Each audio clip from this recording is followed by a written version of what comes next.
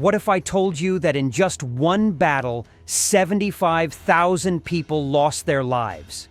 That's right, 75,000. Just one single clash in a war that shaped the course of history forever. The Fifth Coalition War, a conflict so brutal that it changed Europe in ways you can hardly imagine.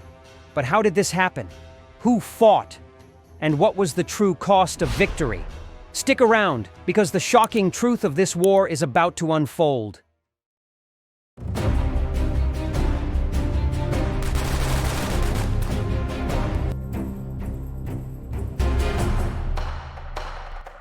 In 1809, Europe was a powder keg waiting to explode.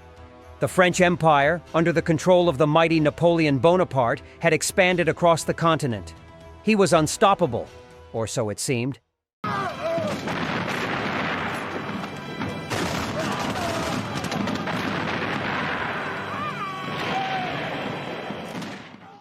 But not everyone was willing to bend the knee to Napoleon's vision of an empire.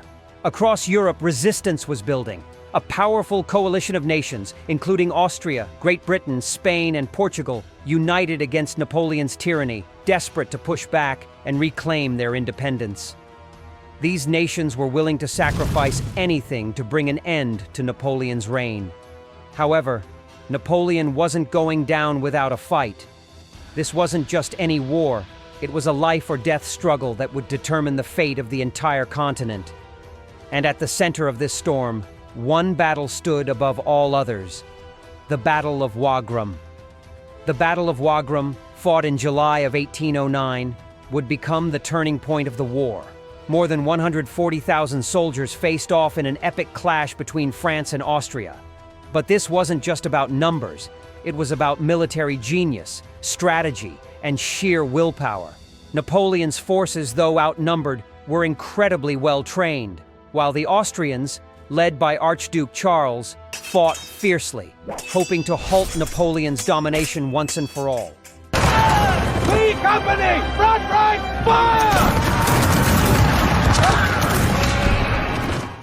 The battle raged on for hours, and at the end of the day, Napoleon emerged victorious, but the price was steep. Napoleon's victory came at the cost of 17,000 French casualties. Soldiers lost to the chaos of war, to the brutal realities of combat. But the Austrians suffered even more. They had taken the full brunt of Napoleon's devastating tactics. Their losses were catastrophic. 23,000 men were either killed, wounded, or captured. This wasn't just a battle.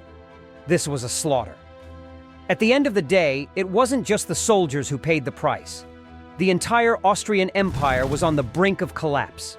The cost of this war would be felt for generations. But Napoleon wasn't done yet. He wasn't going to stop until his victory was absolute. Austria, already weakened by years of war, was forced to agree to the Treaty of Schönbrunn. The terms were harsh. Austria had to cede significant portions of its territory, including key regions like Croatia, Hungary, and Bohemia, effectively crippling its political and military power in Europe. The Austrian Empire would never be the same again. So, why does this matter? Why is this battle, this war, so significant in the grand scheme of history? Because it was the beginning of the end for Napoleon's empire. Yes, his victory at Wagram cemented his control over much of Europe for a while longer, but it also sparked a growing resistance across the continent. The wars were taking their toll. The bloodshed, the loss of lives, was staggering. No one could deny that Napoleon's wars were wreaking havoc on the very fabric of Europe. But the price of victory in Wagram didn't stop at soldiers lost in battle. It was about the devastation of entire nations, the economies crippled by war, the societies torn apart by constant conflict. By 1810, Napoleon's hold on Europe was still unshakable, but cracks were beginning to show. Countries would soon begin to rise up again, looking for ways to break free of Napoleon's grip. The war also highlighted something else: the cost of empire. Napoleon's ambition was unmatched, but it came at the expense of thousands of lives. Soldiers who never saw their families again, cities reduced to rubble, and nations broken. History would soon prove that this war, along with others like it, was unsustainable.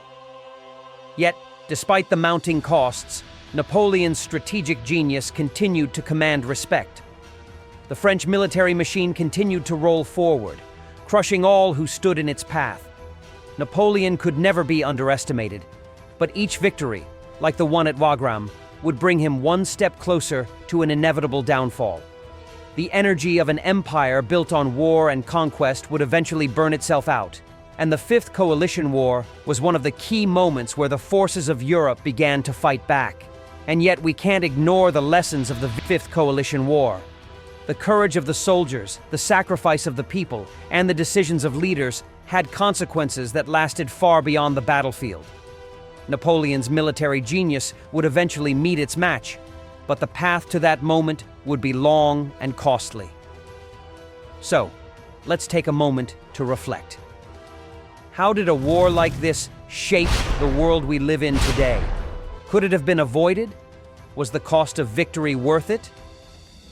In the end, Napoleon won the battle.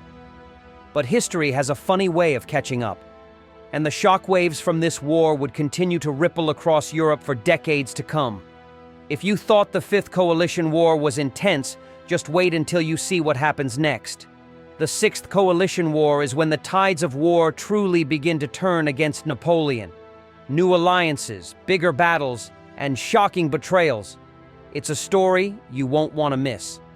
Hit like, subscribe, and make sure you don't miss our next video, where we'll dive into how Napoleon's empire finally began to crumble. You won't believe the shocking events that followed.